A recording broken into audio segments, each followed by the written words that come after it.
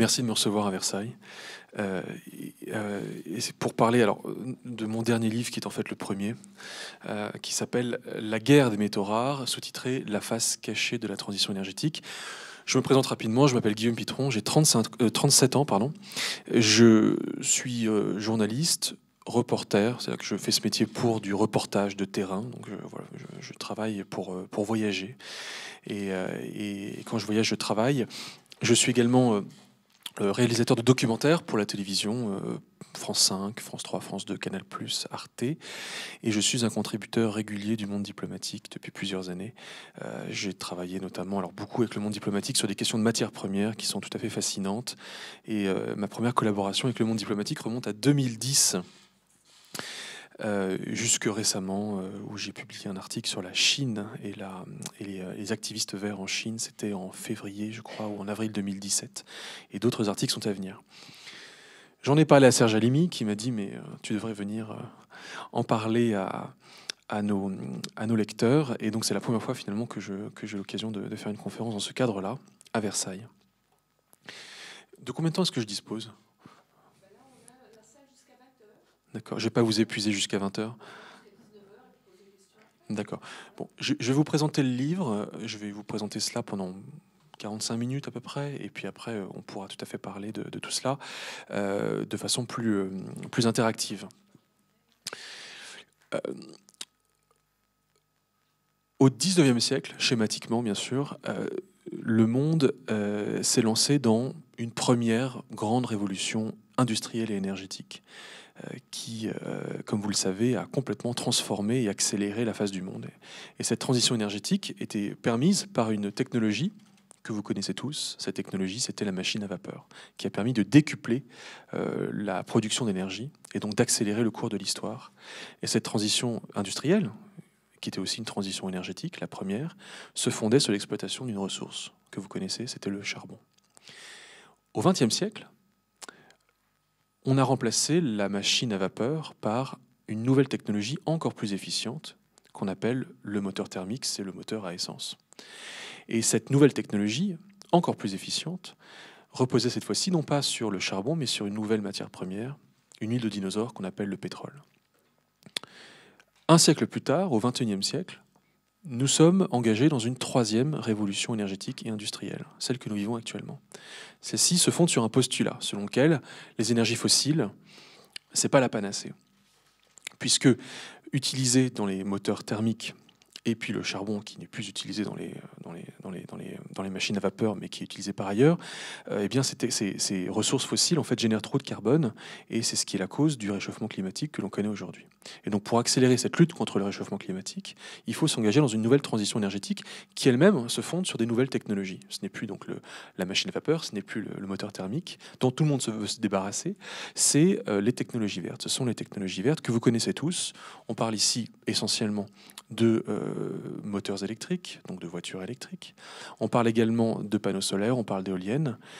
Toutes ces éoliennes et ces panneaux solaires sont reliés au réseau par des réseaux électriques intelligents qu'on appelle les smart grids, permettent de concevoir des smart cities, des villes intelligentes. Il faut bien comprendre que cette transition écologique qui se fonde sur le green tech se fonde aussi sur une autre famille de technologies qu'on appelle le numérique. C'est-à-dire qu'en fait, le numérique permet de décupler les effets du high-tech. Il permet de rendre le high-tech plus le green tech, pardon. Il permet le numérique de rendre le green tech plus performant. Et donc finalement, ces deux familles de technologies, green tech, donc technologie verte, et numérique, se fécondent l'une l'autre, elles se fertilisent. Je m'explique plus précisément. Un réseau électrique intelligent, c'est quoi ? C'est un réseau dans lequel en fait l'électricité passe dans le réseau. Elle est abondée, le réseau est abondé en électricité, qui ensuite, l'électricité est destinée, est acheminée jusqu'à la prise. Simplement, on ne sait pas stocker l'électricité ou on la stocke très mal. Et donc en fait, il y a beaucoup de pertes d'énergie dans ce transfert, dans cette gestion du réseau. Or, on peut économiser de l'énergie, mieux l'optimiser si on a recours à des supercalculateurs, donc des technologies numériques qui permettent en fait de mieux calculer l'énergie nécessaire à tel instant, à tel endroit du réseau. Et donc on arrive, selon certains chiffres, à faire des économies peut-être demain de 30 à 40% d'électricité qui passe dans le réseau. Donc c'est un exemple en fait de quoi ? D'une technologie verte, l'éolienne, qui va donc être utilisée pour injecter de l'électricité, mais qui ensuite, par la grâce du numérique, va permettre d'être optimisée. Et donc on arrive demain à une énergie plus abondante, plus verte, moins gaspillée. Et donc c'est un peu la promesse de cette transition énergétique qui est aussi une transition numérique, parce que l'un et l'autre, l'une a besoin de l'autre. C'est c'est justement d'aller vers un âge de sobriété, mais aussi paradoxalement d'abondance sobre, si je puis dire. Cette transition énergétique nous est présentée comme la panacée. C'est devenu le nouvel horizon, c'est celui qui finalement rassemble le monde, le coalise, permet de créer une unanimité à l'échelle mondiale telle que celle que l'on a vue en décembre 2015 lors de la COP21. Simplement, cette transition elle-même repose sur des matières premières. Il n'y a pas rien après le pétrole, il y a quelque chose d'autre. Toute transition a besoin de matières premières, et ces matières premières dont on parle ici, ce sont donc les métaux rares.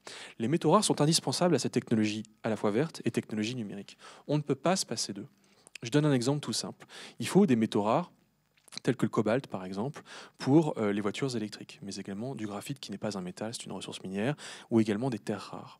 Donc il faut absolument des terres rares comme le néodyme par exemple pour faire fonctionner en fait le rotor de certaines éoliennes. Je n'ai pas dit toutes les éoliennes, mais certaines éoliennes. D'un autre côté, il faut des métaux rares pour le numérique. Vous avez besoin, par exemple, d'indium pour que vos écrans de téléphone soient tactiles. Vous avez besoin de néodyme pour le vibreur de votre téléphone portable. Sans vibreur, sans néodyme, vous n'avez pas de vibreur. Et les besoins sont absolument colossaux et pourtant personne ne connaît la réalité de ces métaux rares. C'est-à-dire que nous savions très bien ce que c'était que le charbon et le pétrole et pourtant nous rentrons dans une nouvelle transition qui est en train de devenir le socle quasiment de notre nouveau mode de fonctionnement et puis c'est en train de devenir une transition, ça change nos comportements jusque dans ses aspects les plus intimes. C'est une transition qui est culturelle et paradoxalement nous ne savons pas pourtant qu'il faut des métaux rares pour cette transition. Alors du coup, je me suis intéressé à ça. Je me suis intéressé à l'angle mort de cette transition énergétique. Je me suis dit, mais si on regarde la transition énergétique sous l'angle, en fait, non pas les angles qu'on nous propose habituellement, des meilleures technologies, d'un monde plus fraternel, etc. Mais si je la prends sous l'angle de tous ces métaux qui vont, cette trentaine de métaux rares, dont j'expliquerai exactement de quoi il s'agit, eh bien, qu'est-ce que je vois de cette transition énergétique ? Donc je vais prendre la transition énergétique sous ce biais-là. Et après avoir enquêté pendant 6 ans dans une douzaine de pays, sur 4 continents, sur les métaux rares, eh bien en fait, je me suis rendu compte que tous les postulats de la transition énergétique étaient caducs. Aucun ne fonctionne. Pour moi, je vois 3 postulats de cette transition énergétique et j'y reviendrai. Je les traiterai un à un. Le premier, c'est un postulat écologique. Cette transition est finalement une transition vers un monde plus propre. Le second, c'est un postulat selon lequel cette transition est une transition économique vers une nouvelle famille d'emplois, des millions d'emplois, qui vont permettre de complètement réinventer l'économie de demain. Ça va être schumpeterien, ça va être très violent, mais on va vers une nouvelle génération d'emplois qui permettront notamment de créer des emplois à meilleure valeur ajoutée. Et la France et les pays occidentaux ont un intérêt à aller dans cette direction-là, puisqu'elles peuvent tirer un parti de cette transition économique. Et puis le troisième postulat est géopolitique. La transition énergétique est présentée comme étant finalement une transition vers un monde géopolitiquement plus apaisé, puisqu'à partir du moment où, dans l'ADN de cette transition, il y a cette idée que finalement l'impact de l'homme sur l'environnement sera moindre, donc, parce qu'il sera empreint d'une plus grande sobriété, parce que nous saurons mieux contenir nos besoins en différentes ressources, eh bien on peut penser que, de facto, les tensions pour l'approvisionnement de ces ressources seront moindres. Et donc, l'après-pétrole sera un âge un peu plus fraternel, à l'image de cette belle unanimité qui a été présentée en décembre 2015 à la COP au Bourget. Eh bien, ces 3 postulats tombent. Tout d'abord, le postulat écologique. Qu'est-ce que c'est qu'un métal rare ? D'abord, il y en a une trentaine. Alors, on peut discuter, si vous voulez, on en discutera, mais je l'évacue maintenant de qu'est-ce qui est rare, qu'est-ce qui est pas rare, qu'est-ce qui est critique. Moi, je me fonde sur l'annexe 14 du livre que certains ont là, ou l'annexe 13, qui est en fait une liste de la Commission européenne, qui est mise à jour tous les 3 ans, et qui liste en fait les principales matières premières critiques, dont une grande partie de métaux rares, qui sont indispensables à nos économies nouvelles. Parmi lesquels on trouve des métaux au nom tout à fait merveilleux. J'aime bien le samarium, j'aime bien le prométhium, j'aime bien le lutécium, j'aime bien le cobalt, j'aime bien le néodyme, le niobium, le vanadium, le beryllium, etc. Il y en a 30 comme ça. Ces métaux, en fait, pourquoi est-ce qu'on les appelle rares ? C'est parce qu'ils se trouvent dans la croûte terrestre mélangés aux métaux abondants, mais dans des proportions extrêmement infinitésimale par rapport aux métaux abondants. Les métaux abondants, vous les connaissez tous. Vous les savez, c'est le zinc, le cuivre, le fer, l'aluminium. C'est ceux de la vie de tous les jours, nous les connaissons. Mais mélangés dans la nature, dans la croûte terrestre, à ces métaux abondants, se trouvent en fait des métaux rares. Ça veut dire que lorsque vous allez chercher un métal dans une roche, dans la roche, une fois que vous avez extrait, séparé la roche du métal abondant, comme le fer, vous pensez qu'il vous reste que du fer. Et en fait, non, dans le fer, il y a encore un sous-produit du fer. Et dans le cuivre, il y a encore un sous-produit du cuivre. Et dans l'uranium, il y a un sous-produit de l'uranium. Et chaque métal abondant a son sous-produit qu'on appelle un métal rare. Et on peut les séparer les uns des autres et récupérer en fait ces tout petits métaux. Mais dans les proportions extrêmement moindres. Alors bon, les chiffres, je ne les connais pas par cœur, mais quelquefois, c'est des plusieurs milliers de fois moindres que le métal abondant. Et en fait, on est capable aujourd'hui d'aller extraire ces métaux rares de la roche et de les séparer et de les purifier à 100% et de pouvoir ensuite les utiliser. Je vais prendre une comparaison qui est extrêmement mauvaise, pardonnez-moi, mais je la simplifie volontairement. Imaginez que cette pièce, le volume de cette pièce, c'est de la caillasse, d'accord? C'est une mine. Et qu'on va envoyer des bulldozers pour aller extraire le volume de cette pièce en roche, qui est une roche, par exemple, qui contient du fer. Et bien, à l'arrivée, le fer, c'est environ 5% de la croûte terrestre. Donc, en fait, vous allez extraire 5% de cette matière qu'on peut imaginer ici, qui va représenter du fer. Donc, je ne sais pas combien ça représente, vous imaginez que ça représente peut-être, je sais pas moi, le volume de 3 fois cette table, je ne sais pas quoi. Et bien, à l'intérieur de cela, vous avez la moitié de mon verre d'un métal très rare, qu'on peut appeler le néodyme, par exemple. Je ne sais pas si c'est un verre, un demi-verre, un quart de verre, 2 verres, mais vous voyez un petit peu le ratio. C'est ça qu'il faut comprendre. Ça veut dire que lorsque vous devez extraire ces métaux, c'est excessivement complexe. Il va falloir extraire la roche, il va falloir ensuite purifier. Et donc, je me suis rendu dans les mines de métaux rares pour réaliser qu'est-ce que c'était réellement que les activités minières qui permettaient ensuite de produire des métaux qui ensuite nous sont présentés comme des métaux verts qui œuvrent à rendre les technologies vertes plus efficientes et les technologies numériques encore miraculeuses puisqu'elles permettent de décupler les effets des technologies vertes. Je suis allé plusieurs fois en Chine, j'y ai passé en tout environ 1 mois, en 2 fois, et je suis allé dans les zones où généralement on ne va pas, parce qu'en fait j'avais des problèmes avec la police pour y aller, je risquais en fait de me faire arrêter, de me faire emmener au poste, ce qui m'est arrivé une fois d'ailleurs, et quand on est là-bas, on est aussi dans des zones qui sont mal contrôlées par la police, qui ne sont pas pour autant mes amis, et on se retrouve avec d'autres types de clandestins qui extraient ces métaux dans des conditions clandestines. Et donc ça se passe notamment dans la province du Jiangxi, au sud de la Chine, et dans la région autonome de Mongolie intérieure, au nord de Pékin, juste en dessous de la Mongolie. Et là, ce que l'on constate, c'est des enfers de Dante. La mine de métal, et qui plus est de métal rare, c'est un enfer de Dante. Il faut réaliser ce que c'est que de bouleverser les paysages pour extraire un métal, quel qu'il soit.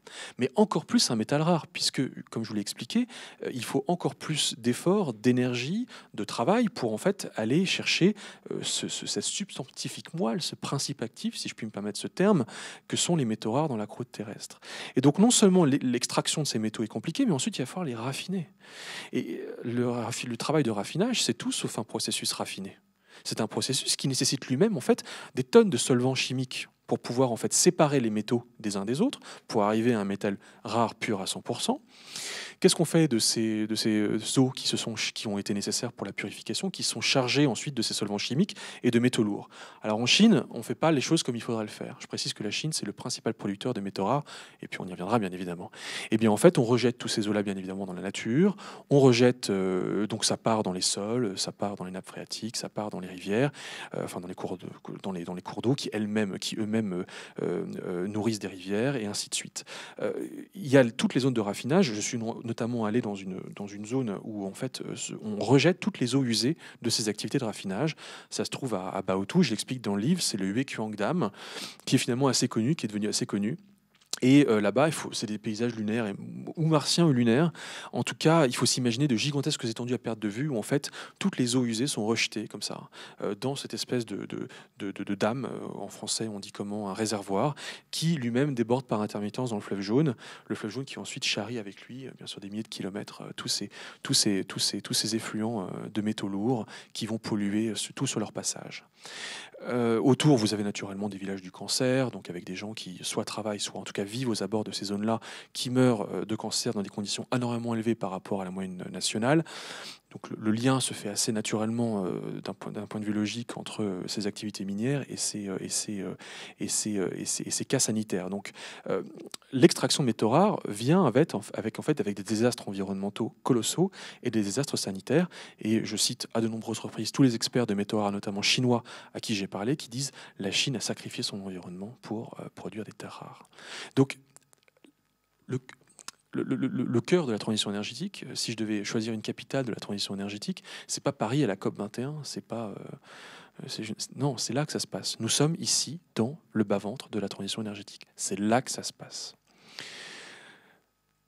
Et cette situation chinoise, elle se répercute, elle se répète partout où s'extrait de ces métaux rares, pas seulement en Chine, mais également au Congo, en RD Congo. Je peux vous parler de... Je ne suis pas allé, mais j'ai étudié la question du cobalt, l'extraction du cobalt dans le Katanga, également au Kazakhstan. On peut parler de situations similaires dans les mines de lithium, qui n'est pas un métal rare, mais qui est quand même très très important, en train de devenir critique, et à mon avis sera dans la prochaine liste de la Commission européenne, vu l'importance de la voiture électrique aujourd'hui, des besoins en lithium pour la voiture électrique. Simplement, nous ne le savons pas. Nous, Français, Occidentaux, nous n'avons aucune idée de tout ça. Nous n'avons pas la première idée de ce que sont les métaux rares, et en plus, nous ne savons pas que pour les extraire, en fait, il en coûte d'être très sales. Paradoxe de cette transition énergétique qui nous est vendue comme propre, alors qu'en fait, elle nécessite pour fonctionner des métaux rares.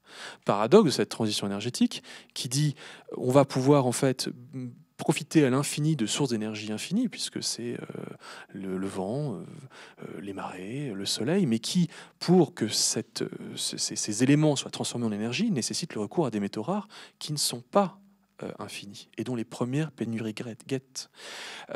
Nos besoins sont tels que, selon le CNRS, et j'ai rencontré son auteur, c'était excessivement impressionnant comme discussion, il va falloir, notamment pour nos besoins de transition énergétique, mais pour tous nos besoins en général, extraire dans les 30 prochaines années davantage de minerais de la croûte terrestre que tous les minerais que nous n'avons jamais extraits depuis 70 000 ans.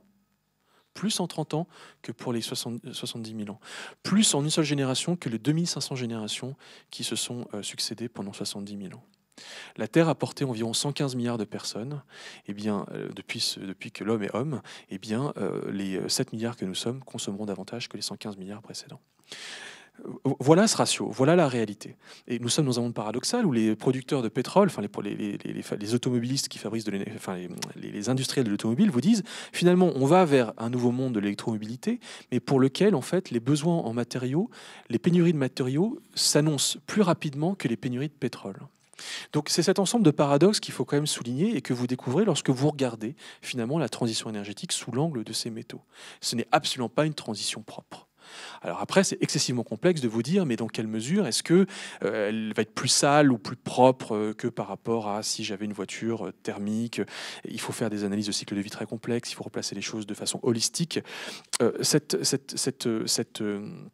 Cette transition énergétique dépend aussi du numérique. Le numérique nous est présenté comme étant la dématérialisation. Or, le numérique nécessite lui aussi des quantités de métaux rares, puisque derrière un email, il y a quoi? Il y a un téléphone. Derrière le téléphone, il y a des câbles qui vont acheminer en fait un email vers des data centers, vers des centres de traitement de données, ensuite, ça va repasser par des câbles à travers les océans, pour ensuite aller jusqu'à je ne sais quel serveur.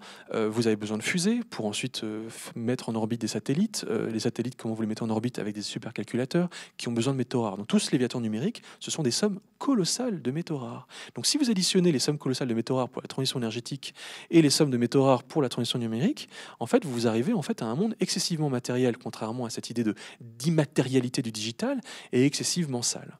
Et dans un monde à 10 milliards à la fin du siècle, où en plus tous les Chinois veulent consommer comme nous, je ne pense pas une demi-seconde que cette transition soit durable. Je ne le crois pas. Voilà. Comment ça se fait que nous ne soyons pas au courant? Eh bien, nous ne sommes pas au courant parce qu'en fait, il s'est passé quelque chose dans les années 80 qui est très intéressant. Nous avions des mines de métaux rares et nous étions même les leaders des métaux rares en Occident, en particulier aux États-Unis et en France. Il y avait des mines de métaux rares en Californie, il y avait des centres de traitement et de raffinage des métaux rares à La Rochelle, c'était Rhône-Poulenc, dans les années 80-90. Simplement, les mines étaient très sales et les métaux rares, leur raffinage était très sale, comme je vous l'ai dit, et tout le monde le savait. Les mines étaient tellement sales, c'était tellement un problème environnemental que d'extraire des terres rares, qui est une sous-catégorie de métaux rares en Californie, qu'en fait la mine dans les années 80 de Molycorp, de Mountain Pass, qui était exploitée par le groupe américain Molycorp, a dû fermer. Parce qu'en fait, c'était tellement cher de devoir respecter les réglementations environnementales que ce n'était plus rentable.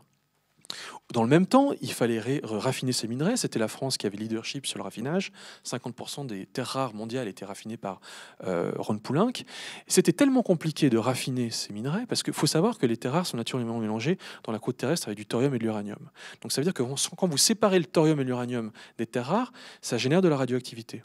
Les terres rares ne sont pas radioactives, mais le thorium et l'uranium, eux, le sont. Donc en fait, il y avait des problèmes en fait, avec les populations locales, les riverains, dans les années 80-90 à La Rochelle, qui ont été tels qu'en fait, Ron Poulenc a préféré limiter le plus possible ses activités de raffinage de terres rares. Donc nous sommes dans une situation paradoxale où d'un côté on a besoin de ces terres rares parce qu'on sent que dans ces années-là déjà elles vont être en fait le socle de toutes ces nouvelles technologies qui arrivent, qui vont devenir aussi la transition énergétique, et dans le même temps on ne peut plus en assurer la production. Et là, pour résoudre cette quadrature du cercle, arrive la Chine. La Chine sort du maoïsme, bascule avec Deng Xiaoping dans une stratégie non plus agricole mais industrielle et dit mais nous avons besoin de nous enrichir, nous sommes prêts à sacrifier notre environnement pour avoir l'accès à l'amont de la chaîne minière qu'on appelle les métaux rares, extraction et raffinage, et puis ne vous inquiétez pas pour le reste. Il se trouve qu'on va en plus faire du dumping social et environnemental, économique et environnemental, qui fait que le prix des métaux rares va être abaissé en dessous de son prix de revient, et nous allons vous abonder, vous le monde entier, en métaux rares à bas coût. Mondialisation heureuse. Et donc pendant 30 ans, ça a fonctionné comme ça. Le monde finalement s'est divisé entre ceux qui seraient sales, les Chinois, et ceux qui dorénavant pourraient faire semblant d'être propres. C'est nous. Quand nous disons en Europe que nous respectons tout un tas de réglementations environnementales et que nos émissions de carbone baissent pour respecter le paquet 20-20-20, c'est-à-dire moins 20%, je ne le connais plus exactement, mais grosso modo, nous nous glorifions de nos pratiques énergétiques, si on réintégrait en France toutes les mines dont nous sommes débarrassés, et si nous réintégrions le coût écologique et en termes d'émissions carbone de toutes ces activités qui ont été en fait délocalisées, eh bien, en fait, je ne suis pas sûr qu'on respecterait la première des réglementations que nous nous imposons. Donc nous faisons la morale en chinois, en leur disant qu'ils sont sales, et nous les incitons à faire mieux. On est quand même sacrément ingrats. Hein. Et donc, voilà comment la situation s'est organisée. Et donc, du coup, nous avons pu fermer les yeux sur cette réalité-là. Nous avons donc délocalisé nos industries, nos emplois. Mais ce n'est pas les Chinois qui nous l'ont piqué, on le leur a donné. Donc quand on pleure sur le lait renversé aujourd'hui en parlant de verdun industriel et de perte d'emplois industriels, c'est parce que nous ne les voulions plus pour beaucoup d'entre eux. Pendant ce temps-là, nous avons pu donc paraître propres. Nous avons donc délocalisé non seulement nos emplois, mais aussi nous avons délocalisé la pollution. Et voilà comment s'est organisée, comment s'est construite la transition énergétique, comment s'est organisé le monde entre la Chine d'un côté et l'Occident de l'autre pour aboutir à cette transition énergétique. Nous pourrions faire semblant d'être propres pendant que le Chinois finalement blanchissait les minerais et donc blanchissait l'origine en réalité sale des technologies vertes.